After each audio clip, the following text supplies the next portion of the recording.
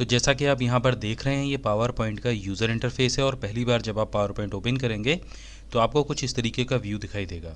यहाँ पर ये जो सफ़ेद आपको पेपर दिखाई दे रहा है, जैसे कि MS वर्ड में दिखाई देता है, ये पावर पॉइंट की स्लाइड है जो बाय डिफ़ॉल्ट पावर पॉइंट के द्वारा आपको दी जाती है।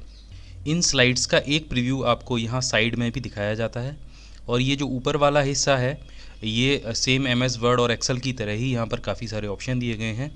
ये होम टैब है। होम टैब में पहले आपको क्लिपबोर्ड में कॉपी, पेस्ट और फॉर्मेट प्रिंटर जैसे ऑप्शन दिए गए हैं। यहाँ पर दूसरा जो ऑप्शन है वो स्लाइड का है और जब आप न्यू स्लाइड पर क्लिक करते हैं तो आपको माइक्रोसॉफ्ट ऑफिस की तरफ से पावर पॉइंट की कई सारे स्लाइड्स के थीम्स दिए गए जाते हैं।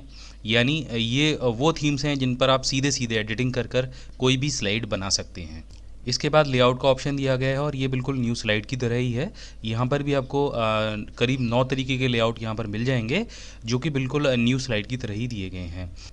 इसके बाद यहाँ पर रीसेट का ऑप्शन दिया गया है। अगर आपने पावर पॉइंट द्वारा दिए गए किसी लेआउट में कोई बदलाव किया है और आप उसे रीसेट करना चाहते हैं, जैसे कि हम यहाँ पर करके देख लेते हैं।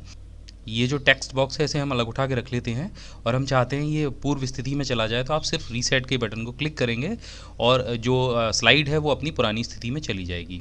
यहाँ पर एक ऑप्शन सिलेक्शन के लिए दिया गया है और इसके भी उपयोग हम आगे जानेंगे जब हम स्लाइड बनाएंगे। इसके बाद यहाँ पर फ़ॉन्ट के ऑप्शन दिए गए हैं जो बिल्कुल MS वर्ड की तरह ही हैं। बस यहाँ पर एक चीज़ और एक्स्ट्रा है, यहाँ पर ये जो बटन है ये शेडो के लिए है। टेक्स्ट शेडो MS वर्ड में नहीं होता है, ना एक्सेल में होता है। यहाँ पर सिर्फ आपको ये पावर पॉइंट में दिखाई देगा और जब आप कोई वर्ड लिखते हैं, जैसे हम यहाँ पर लिख देते हैं माई बिग गाइड, और जब आप टेक्स्ट शेडो का इस्तेमाल करते हैं तो ये कुछ इस तरीके से आपके जो टेक्स्ट है उसके पीछे एक शेडो आ जाती है, यानी छाया आ जाती है। और बाकी जो सारे ऑप्शन हैं वो बिल्कुल MS वर्ड की तरह ही हैं। Bold, italic, underline, font size increase और डिक्रीज़ का ऑप्शन दिया गया है। इसके साथ में ऑप्शन दिया गया है यहाँ पे केस चेंज का। और इसके बाद यहाँ पर एक और महत्वपूर्ण चीज़ दी गई है, वो है कैरेक्टर स्पेसिंग। इससे आप अपने शब्दों के बीच में जो जगह है उसको बढ़ा या घटा सकते हैं। यहाँ पर आपको पैराग्राफ से संबंधित ऑप्शन दिए गए हैं और साथ में यहाँ पर आपको ड्राइंग से रिलेटेड ऑप्शन दिए गए हैं, क्योंकि स्लाइड बनाते समय कई सारी ड्राइंग करनी पड़ती हैं। और अंत में आपको फाइंड, रिप्लेस और सेलेक्ट का टूल दिया गया है जो कि काफ़ी महत्वपूर्ण टूल्स हैं। दूसरा जो टैब है वो है इंसर्ट का।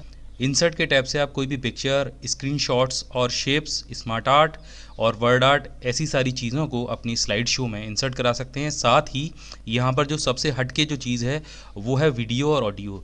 जी हाँ, आप अपने पावर पॉइंट प्रेजेंटेशन में सीधे सीधे वीडियो और ऑडियो क्लिप्स भी ऐड करा सकते हैं, चाहे वो ऑनलाइन हो या ऑफलाइन हो। आपके कंप्यूटर से भी आप ले सकते हैं और यहाँ पर जो ऑप्शन है उसकी मदद से आप सीधे सीधे रिकॉर्ड भी कर सकते हैं। इसके बाद में आता है डिज़ाइन का ऑप्शन।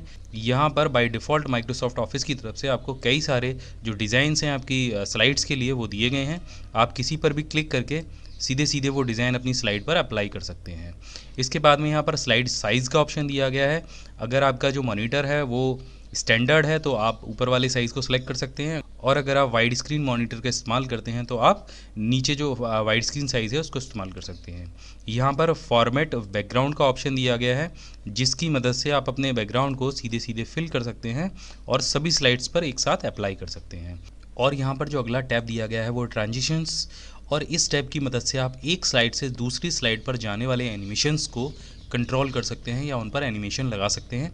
जैसे आपने किसी ऑफलाइन वीडियो एडिटिंग सॉफ्टवेयर में देखा होगा कि जब एक क्लिप से दूसरी क्लिप कन्वर्ट होती है या बदलती है तो उसके बीच में एक इफ़ेक्ट आता है। वो इफ़ेक्ट आप अपनी एक स्लाइड से दूसरी स्लाइड के बीच में लगा सकते हैं और यहाँ से आप उनकी टाइमिंग और ड्यूरेशन को चेंज कर सकते हैं। इसके बाद जो अगला टैब है वो है एनिमेशन का, और ये जो एनिमेशन है वो आप अपने स्लाइड को और ज़्यादा प्रभावशाली बनाने के लिए इस्तेमाल कर सकते हैं। और स्लाइड शो वाले ऑप्शन से आप अपने पूरे स्लाइड शो को कंट्रोल कर सकते हैं, उसकी प्रेजेंटेशन को कंट्रोल कर सकते हैं, उसके लूप को कंट्रोल कर सकते हैं, और भी काफ़ी सारे यहाँ पर ऑप्शन दिए गए हैं।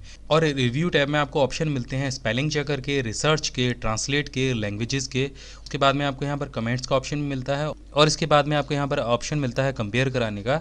इस ऑप्शन से आप एक प्रेजेंटेशन को दूसरी प्रेजेंटेशन से कंपेयर करा सकते हैं। इसके बाद में यहाँ पर ऑप्शन दिया गया है व्यू का, जहाँ से आप अपनी पूरे प्रेजेंटेशन को अलग अलग व्यू में देख सकते हैं। अगर आप रूलर लगाना चाहते हैं तो यहाँ से लगा सकते हैं, ग्रिड लाइंस का भी आप प्रयोग कर सकते हैं और गाइड्स का भी आप यहाँ पे प्रयोग कर सकते हैं। और ये बहुत महत्वपूर्ण होते हैं आपकी स्लाइड को अच्छे से बनाने के लिए। यहाँ पर जूम का ऑप्शन दिया गया है, फिट टू विंडो का ऑप्शन दिया गया है। आप अगर चाहते हैं अपने प्रेजेंटेशन को ग्रे स्केल में देखना तो आप यहाँ से क्लिक करके उसे देख सकते हैं। और इसके अलावा यहाँ पर ब्लैक एंड वाइट का ऑप्शन दिया गया है। यहाँ पर विंडोज़ का जो ऑप्शन है उससे आप अपने कई सारे स्लाइड शो को अलग अलग मैनेज कर सकते हैं। तो इसके बारे में हम आगे आने वाली वीडियोज़ में जानेंगे। तो ये तो था पावर पॉइंट का यूज़र इंटरफेस, और अगले वीडियो में जानेंगे कैसे आप एक स्लाइड शो तैयार कर सकते हैं।